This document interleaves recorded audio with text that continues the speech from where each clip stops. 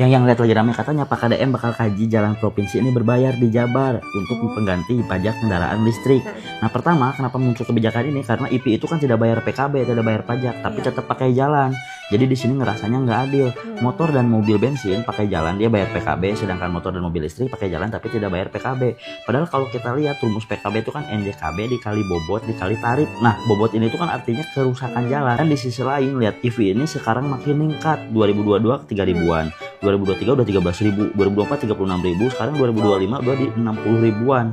Artinya CAGR-nya ini naik 167% tiap tahun. Jadi pertumbuhan IP ini bakal sangat cepat sekali. Kalau kita lihat si 59.000 ini terdiri dari roda 2 dan roda 4. Nah, kedua kendaraan ini tuh dia nggak bayar PKB, padahal harusnya PKB dari motor listrik ini bisa sekitar 6,5 M tiap tahunnya, dan PKB dari mobil di Jabar ini bisa sekitar 71 M. Ada loss kehilangan bayar pajak sekitar 77,8 miliar, dan ini bakal bertambah terus kalau tren IP-nya makin naik.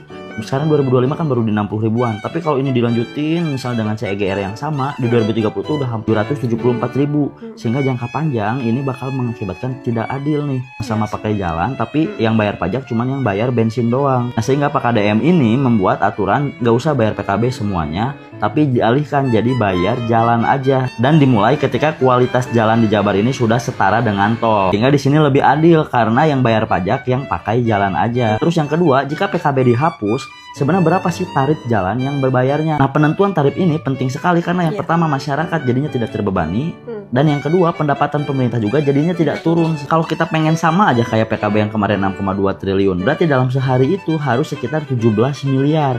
Kalau kita lihat Jabar ini komposisinya kayak gini, mobil penumpang hampir 3 jutaan, bus 36.000, truk 780.000, dan paling banyak itu motor 24 juta. Hampir sekitar 86% kendaraan di Jabar itu oleh motor. Nah kita bisa bikin skemanya. Kalau motor ini yang paling banyak, ini yang paling murah aja pajaknya. Yang paling gede, yang paling berat, ini yang paling mahal.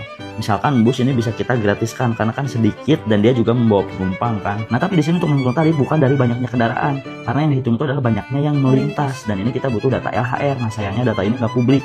Tapi di sini aku sudah bikin kalkulatornya supaya bisa kebayang. Nanti kita digeser-geser aja ini angkanya. Misalnya motor ini 50% dia aktif nih, dan kita bayarnya misalnya di 1.000 rupiah.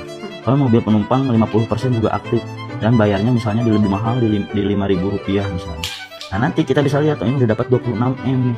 Misalnya truk ini hampir 100% jalan, misalnya 80%. Atau misalnya motor bisa dimurahin lagi nih jadi 500 rupiah.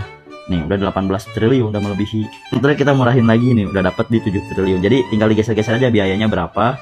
Nanti otomatis dia bakal ngitungin ininya yang pas berapa.